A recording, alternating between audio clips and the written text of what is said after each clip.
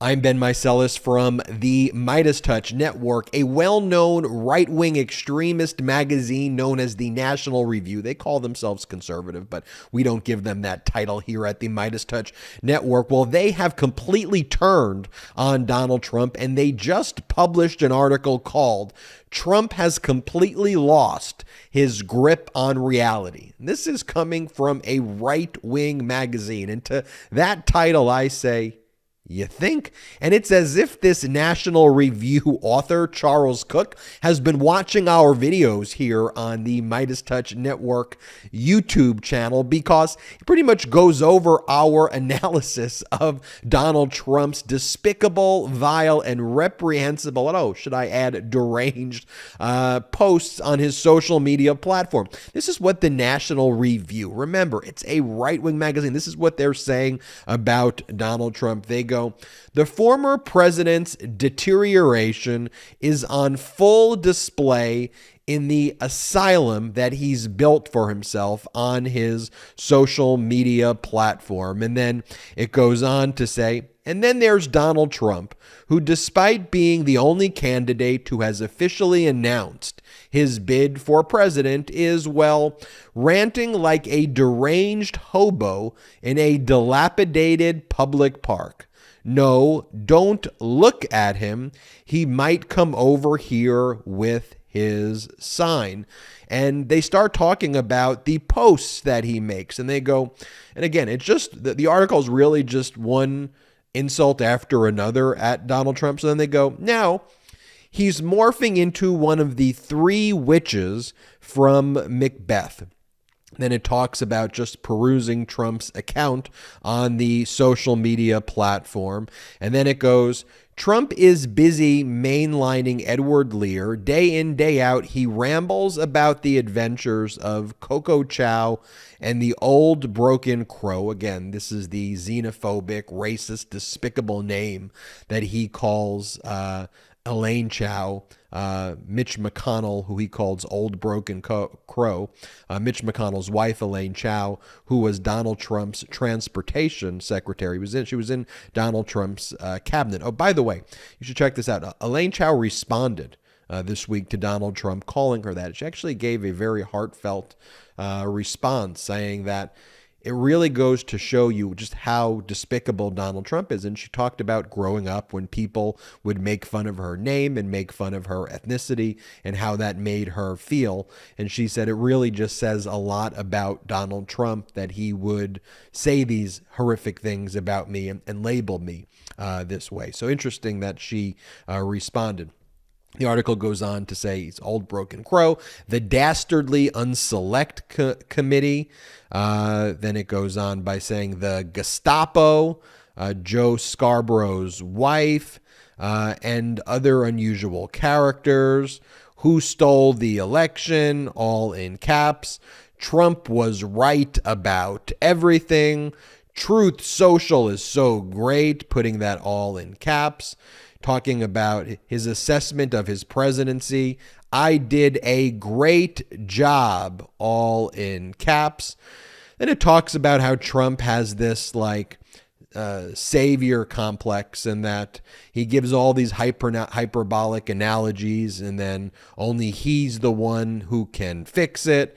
And they go on to just cite all of the, despicable things that he's saying each and every day there. But look, it should be noted, though, that outlets like National Review, they lend support to Donald Trump. And frankly, they're lending support to the next wave of Trumpism. The article goes on to basically show support for people like Ron DeSantis, and they say, oh, he's taken very popular sides of issues. And I'm reminded of a video that we played recently from a Republican debate back in 1988, the Republican presidential primary debate. It's an unrecognizable Republican Party today, but all of the candidates there were basically describing the importance of leadership, and leadership standing up to populism sometimes, where populism is misdirected and reflects hate, and that true leaders need to guide people, and true leaders need to stand up for decency and common sense. And it was just so interesting when we saw that debate with all these Republicans from back then talking about that. And then you compare that to somebody like DeSantis, who everything he does is performative and frankly despicable. And like the National Review, by saying, DeSantis has been involved in lots of these, taking the popular sides of issues. It's frankly precisely what the Republican candidates in 1988 were warning against. These aren't popular sides of issues. You're playing to the most base denominator. You're playing to the lowest of kind of the low views that are loud but small. For example, DeSantis engages in human trafficking. I mean, he kidnaps people from other states.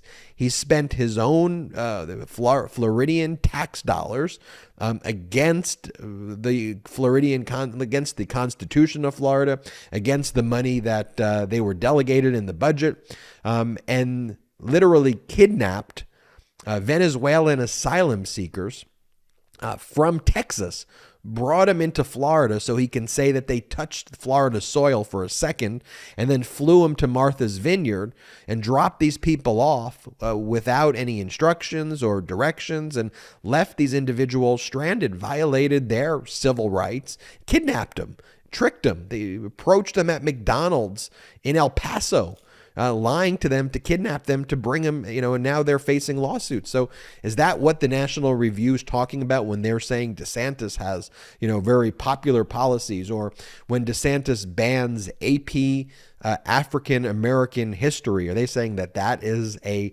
popular policy? Absolutely not. I mean, what, your right-wing MAGA extremist base, they're going to applaud that and say that that's great. But no, that's horrific conduct that a leader should stand up against and say, no, we need to allow AP African American history.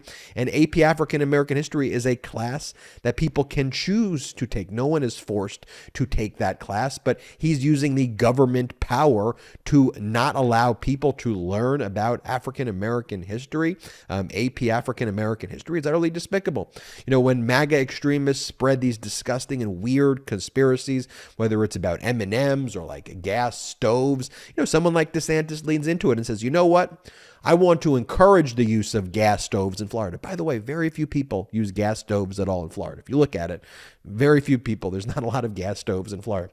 I want to encourage tax cuts for people who use gas stoves and remove a sales tax for anyone buying gas stoves. And you're just saying this performative, absurd stuff, or going in and saying, oh, Disney's too woke and we need to go after Disney, and this ride at Disney is too wokeified. And as DeSantis says, Florida is the place where woke goes to die. Okay, I don't know about you, but you're not actually what you think about that. But in addition to being despicable, you're not talking about issues that actually impact Americans. You're distracting people with fear and hate and weirdness and performative fascism. But you're not actually talking about how do we lower healthcare costs? How do we make prescription drugs cost less money? How do we make healthcare more accessible? How do we make better paying jobs here? How do we make sure people aren't just earning a minimum wage, not even just a living wage, but a wage that they can have with dignity? How do we make sure that veterans who return from overseas get the best healthcare and not have Republicans fist bumping each other and celebrating when they block, for example, giving the best healthcare to veterans who need treatment based on their exposure to toxic burn pits?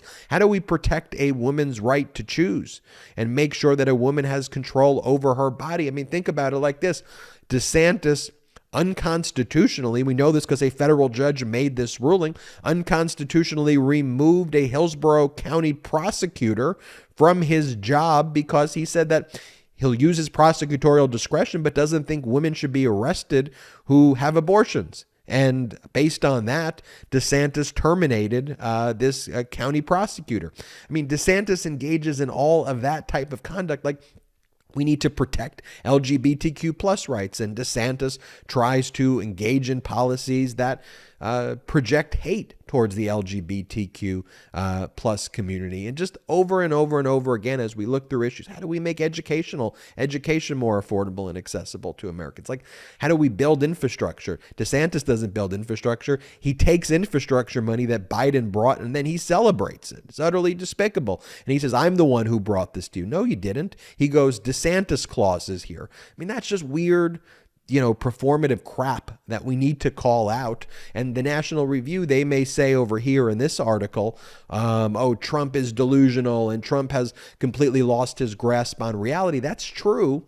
But frankly, the National Review has completely lost its grip on reality as well, and its grasp on reality as well, if it's going to continue to support people who make themselves in Trump's image, like DeSantis. And so we need to call that out as well. I'm Ben Meiselas from the MeidasTouch Network. Hit the subscribe button. We are on our way to 1 million subscribers thanks to your incredible support. So hit subscribe now. In addition to subscribing, please check us out at patreon.com/MeidasTouch, patreon.com/MeidasTouch. You will love the content we have there, but most importantly, it helps grow this platform. We so appreciate you. Until next time, I'm Ben Meiselas. At MeidasTouch, we are unapologetically pro-democracy, and we demand justice and accountability. That's why we're spreading our message to Convict 45. That's right, gear up right now with your Convict 45 tees and pins at store.meidastouch.com. That's store.meidastouch.com.